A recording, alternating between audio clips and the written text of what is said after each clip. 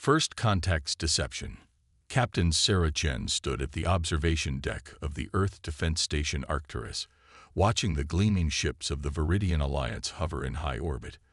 Their vessels resembled abstract art pieces, all smooth curves and iridescent surfaces that seemed to shift colors in the sunlight.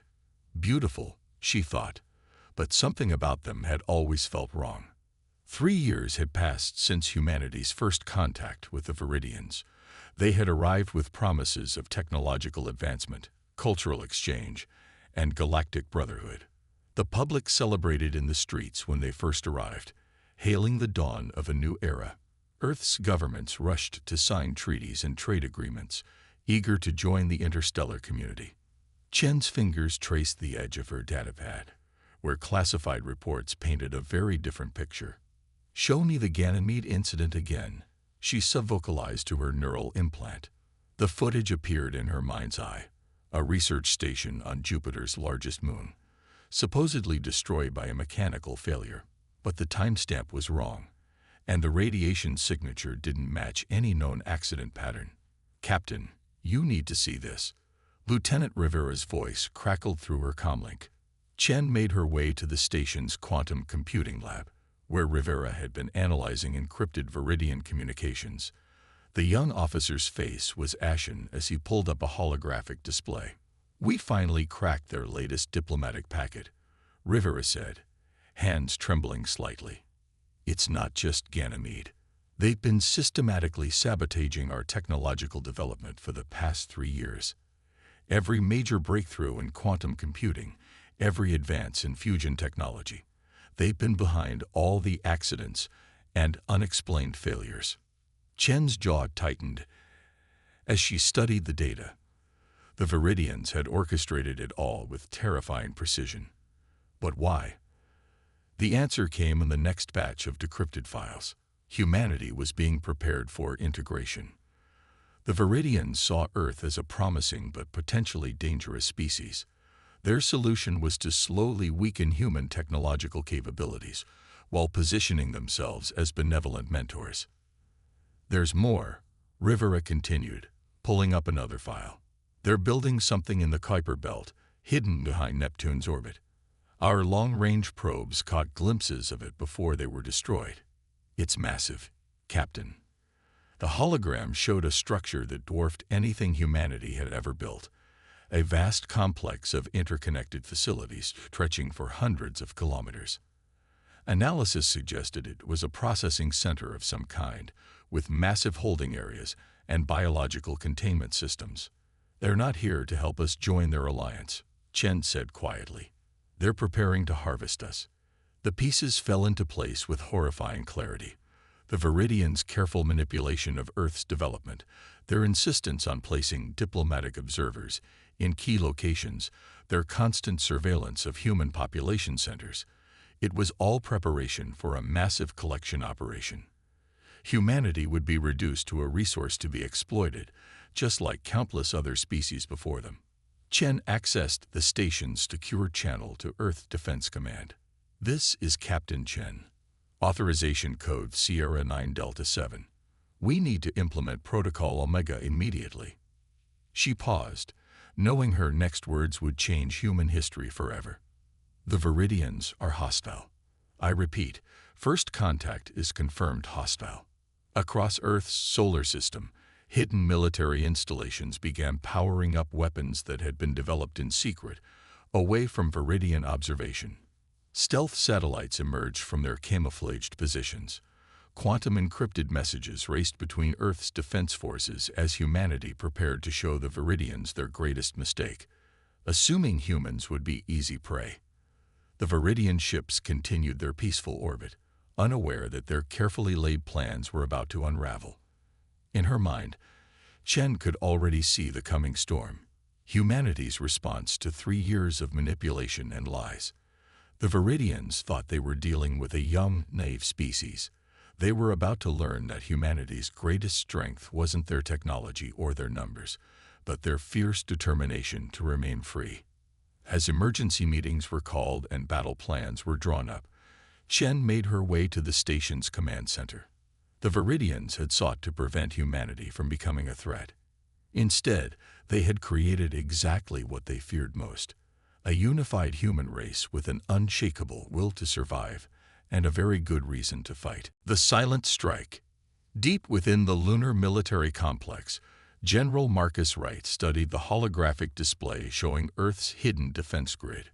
For 3 years, while the Viridians thought they were monitoring a compliant species, humanity had been preparing for this moment.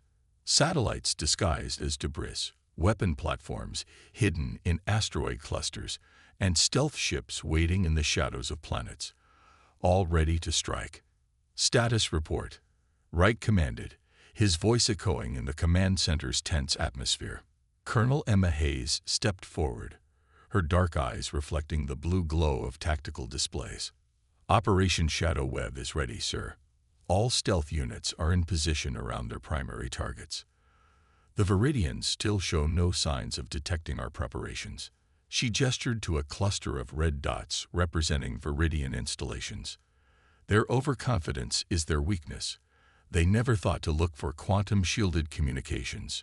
Wright nodded grimly. The Viridians' arrogance had given humanity the time they needed.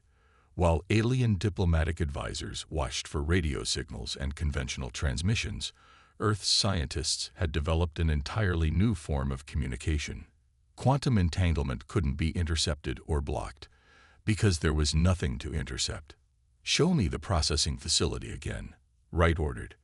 The hologram shifted, displaying the massive structure hidden behind Neptune.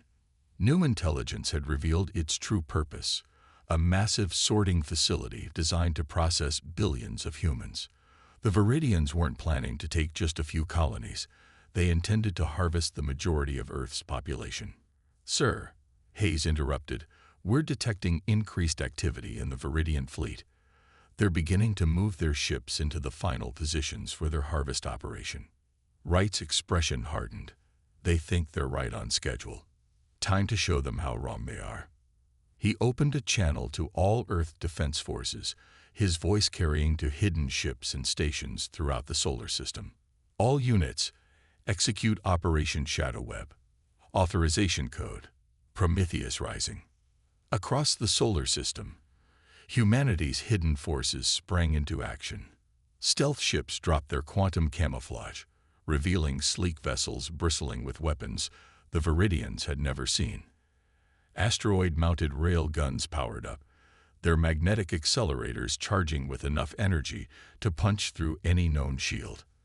The first strike hit the Viridian command and control centers simultaneously. Quantum-guided projectiles, traveling at near-relativistic speeds, tore through their supposedly impenetrable defenses. The aliens had never encountered weapons that ignored their energy shields completely, because they had never imagined a species developing technology along such different lines. Multiple direct hits, Hayes reported, watching as Viridian installations erupted in silent explosions. Their primary communication nodes are down. They can't coordinate their response. The Viridian ships scrambled to react, but they were fighting an enemy they couldn't properly see. Human vessels, using gravity manipulation technology developed in secret, seemed to bend space around themselves. Viridian targeting systems, designed to track conventional ships, couldn't lock onto vessels that appeared to exist in multiple places simultaneously. "Sir," a junior officer called out, "we're detecting massive energy signatures from the Neptune facility. They're trying to activate something." Wright had been waiting for this. Launch the quantum viruses. Shut down every system they have. Throughout the facility, microscopic quantum computers, another technology the Viridians had never anticipated, began infiltrating their networks. The alien systems, sophisticated but fundamentally conventional, had no defense against attacks that operated on quantum principles. The massive facility's lights flickered and died. Emergency systems failed to activate. In the span of minutes, the entire complex designed to process humanity into slavery became a lifeless hulk floating in space. "Facility neutralized," Hayes confirmed. "All systems are dead. Their entire harvest operation has been completely disabled." Wright allowed himself a small smile. The Viridians had spent years studying humanity's obvious technological development, never realizing they were watching a carefully crafted deception. While alien observers monitored conventional research facilities, the real advances had happened in hidden labs deep underground and in secret stations scattered throughout the asteroid belt. Launch Phase 2, Wright ordered. Target their remaining military installations. No survivors, no prisoners. They wanted to harvest humanity. Show them what humanity does to those who threaten our existence. As Earth's forces continued their assault, a message was broadcast on all frequencies the Viridians used. It was short, clear, and designed to strike terror into any alien civilization that thought of humanity as easy prey. You came to harvest us. Instead, you taught us how to hunt. Remember that in whatever afterlife you believe in. The silent strike marked humanity's first step from intended victims to galactic powers. But it was only the beginning. As reports of other harvested species reached Earth, the war expanded. Humanity had learned the art of deception from the Viridians themselves, and now they would use that knowledge to liberate every enslaved race in the galaxy. Breaking chains. Dr. Maya Patel stood in the control room of the liberation ship Prometheus, her hands hovering over the holographic interface as she analyzed data from their latest raid.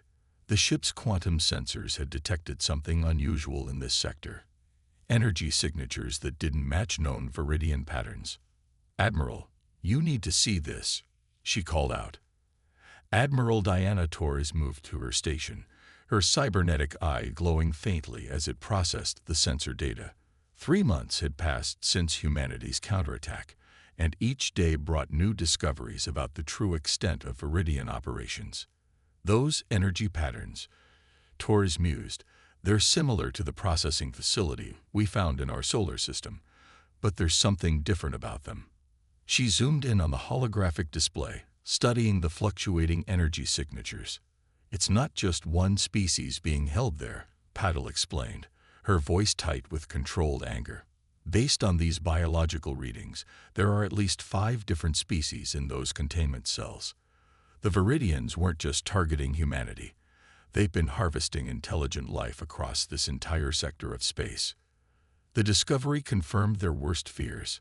After decrypting more Viridian databases, humanity had learned that Earth wasn't an isolated case. The aliens had been systematically identifying, manipulating, and harvesting developing civilizations for centuries. Their Galactic alliance was built on the backs of enslaved species. "Battle stations," Torres commanded, her voice carrying throughout the ship. "Prepare for liberation protocols. And get me a quantum link to Earth Command. They need to see this." The Prometheus moved into position, accompanied by its escort fleet of stealth vessels. Human ships now incorporated technology reversed engineered from captured Viridian vessels, combined with their own unique innovations. The result was something entirely new: warships that could strike from quantum shadows, weapons that ignored conventional physics, and defense systems that learned and adapted in real time. Multiple Viridian signatures detected, the tactical officer reported. "They're running standard patrol patterns. They haven't spotted us yet." Torres nodded grimly. "Launch quantum probes. I want a complete scan of that facility before we move in." "Dr. Patel, start working on bypassing their containment systems. We're not leaving anyone behind." The probes, invisible to Viridian sensors, mapped the entire complex. 3-dimensional images appeared on the bridge's main display, showing level after level of containment cells.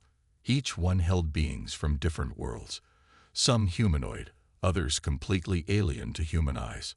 All of them were prisoners, harvested from their homes, just as the Viridians had planned to do to Earth.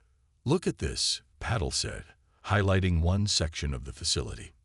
"These beings, according to the database, they're called the Nazari. Their world was harvested 40 years ago. The Viridians took their entire population, over 9 billion individuals, and spread them across different processing centers." Torres studied the data, her cybernetic eye recording everything for later analysis. Can we communicate with them? Already working on it, Paddle replied, her fingers dancing over the holographic controls. Their neural patterns suggest a form of telepathic communication. I'm adapting our quantum translators to match their frequency. The first contact with the imprisoned species was overwhelming. As soon as the quantum translators activated, the ship's communication system was flooded with messages, not just from the Nazari, but from every conscious being in the facility. Centuries of suppressed thoughts, emotions, and memories poured through the quantum link. They know we're here, Patil whispered, tears in her eyes as she processed the translations. They can sense our presence. They're asking if we've come to free them. Torres straightened her uniform, her decision already made. Send them a message. Tell them humanity has come to break their chains. And then, she smiled grimly, show the Viridians what happens when their victims learn to fight back. The liberation of the facility became a template for future operations. Human ships struck with surgical precision, their quantum weapons disabling Viridian systems before the aliens could react. Marines equipped with phase-shift armor breached the complex, moving through walls as if they were mist. Behind them came medical teams and xenobiologists, ready to treat the freed prisoners. But the most powerful weapon wasn't technological. It was hope. As news of the liberation spread through quantum channels, other enslaved species began to resist. The Viridians found their carefully constructed empire of slavery crumbling as their former victims rose up, inspired by humanity's example. Message from the Nazari leadership, Patil announced as the last prisoners were evacuated. They're offering an alliance. Not just them. Representatives from all 5 species want to join forces with humanity. Torres looked out at the facility, now a floating hulk in space. Tell them we accept. The Viridians thought they could keep us divided and weak. Instead, they've given us something they never expected: unity. A coalition of the liberated, fighting to free everyone they've enslaved. As the Prometheus prepared to jump to its next target, Torres received word that similar liberation operations were underway across 20 different sectors. Humanity had gone from potential victims to the leaders of an interstellar revolution. The age of Viridian dominance was ending, replaced by something new. An alliance of free species, bound together by their determination to ensure no world would ever be harvested again. The Innovation War. Commander Aisha Rahman watched through quantum-enhanced vision as her experimental ship, the Eureka, slipped through space-time like a ghost. The vessel represented humanity's latest breakthrough, a fusion of Earth ingenuity and alien insights gathered from liberated species. Unlike traditional ships that pushed through space, the Eureka moved by manipulating the fabric of reality itself. Quantum full drive stable, reported Lieutenant James Chen from his neural interface station. The Viridians still can't detect us. Their sensors are scanning right through us like we don't exist. Raman allowed herself a small smile. 6 months of warfare had taught humanity that victory wouldn't come through brute force. The Viridians still controlled vast territories and resources, but they had never faced an enemy that evolved so rapidly that turned their own technological foundations against them. Status of Project Prometheus, she asked, referring to the massive research initiative that had transformed human warfare. Dr. Kira Volkov's hologram appeared on the bridge, her avatar displaying real-time data as she spoke from Earth's quantum research hub. The breakthroughs keep coming. The Nazari's understanding of telepathic fields helped us develop quantum consciousness technology. The Arbican refugees showed us how to manipulate dimensional barriers. Every species the Viridians enslaved had pieces of the puzzle. They just never let them put it all together. That had been the Viridians' fatal mistake. By keeping their harvested species isolated, they had prevented them from combining their knowledge.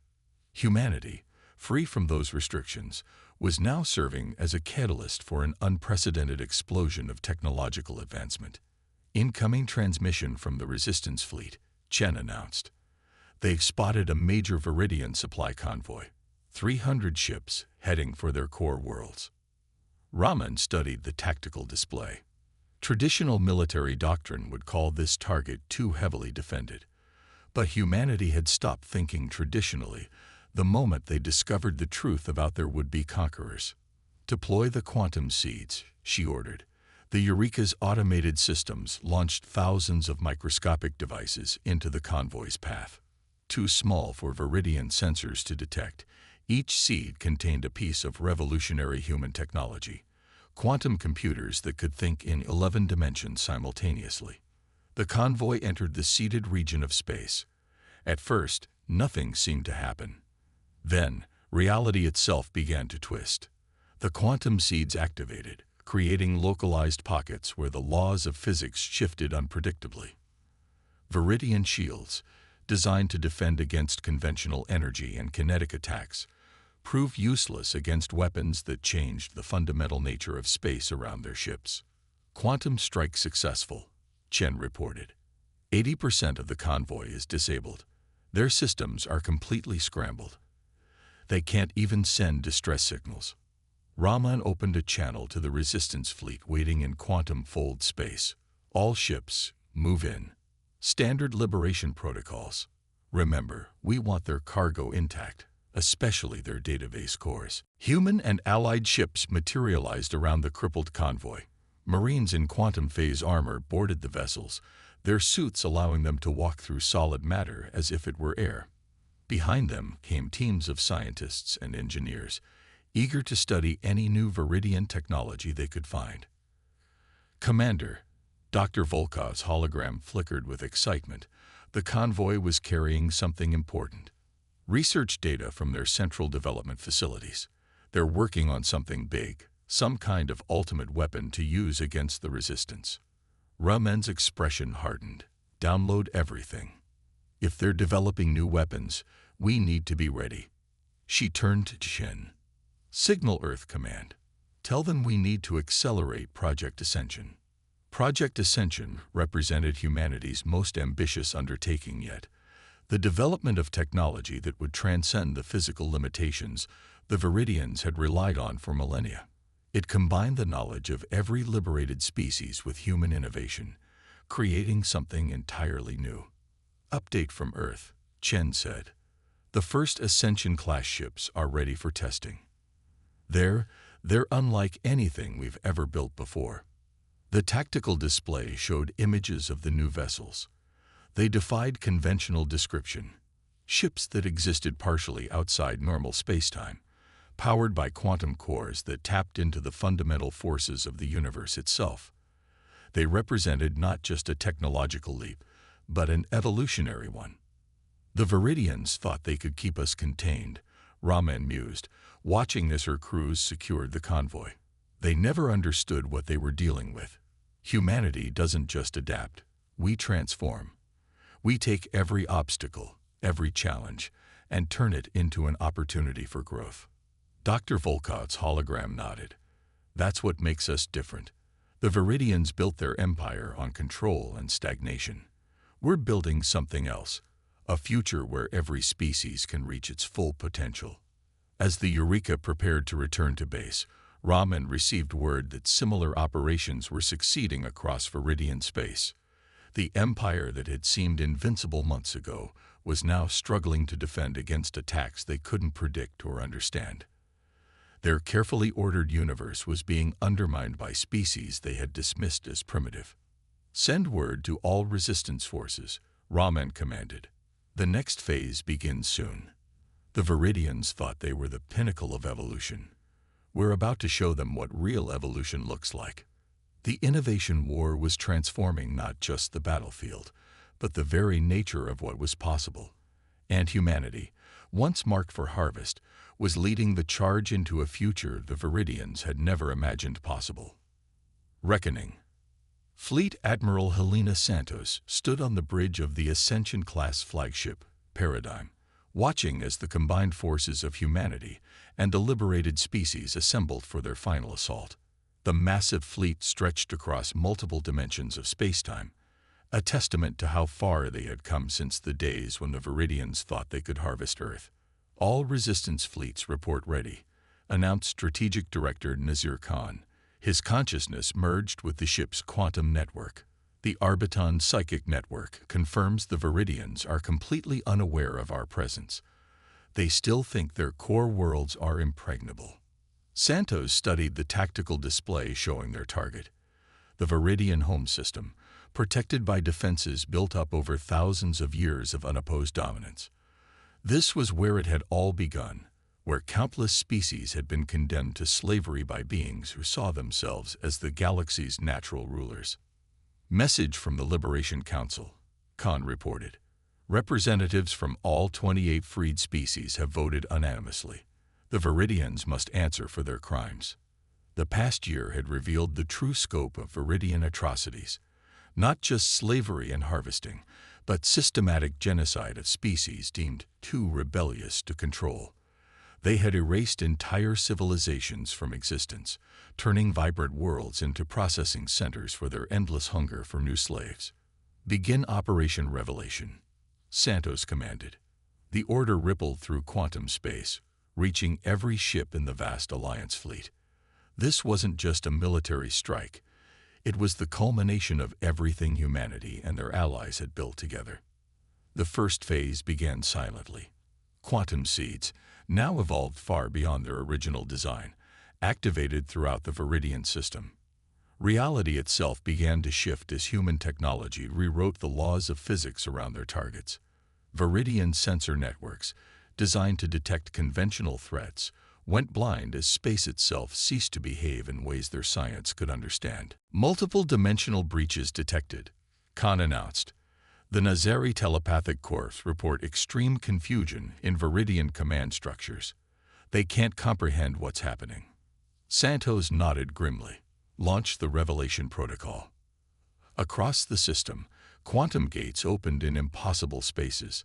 The paradigm led the charge, its new form of existence allowing it to move through defensive grids as if they weren't there. Behind it came waves of ships from every liberated species, each contributing their unique technologies to the assault. The Viridian response was fierce but futile. Their weapons, designed to fight enemies that played by their rules, proved useless against ships that could shift between dimensions at will. Their mighty fortresses fell to weapons that ignored the conventional laws of physics. Their leaders, who had orchestrated countless harvests, found themselves unable to comprehend, let alone counter, the forces now arrayed against them. They're broadcasting on all frequencies, Khan reported.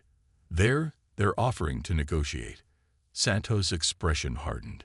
Show them our response. The quantum network activated, broadcasting images throughout the Viridian system.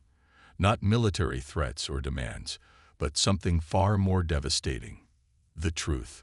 Every atrocity, every harvested world, every erased species, played out in undeniable detail. The Viridians were forced to watch as their carefully maintained image of civilized rulers crumbled, replaced by the reality of what they truly were. Multiple Viridian ships attempting to flee the system, Khan announced. The Arbiton dimensional nets are in place. Nothing's getting out. This isn't about revenge, Santos transmitted to all forces. This is about justice, about ensuring this never happens again. The battle, if it could be called that, lasted less than a day.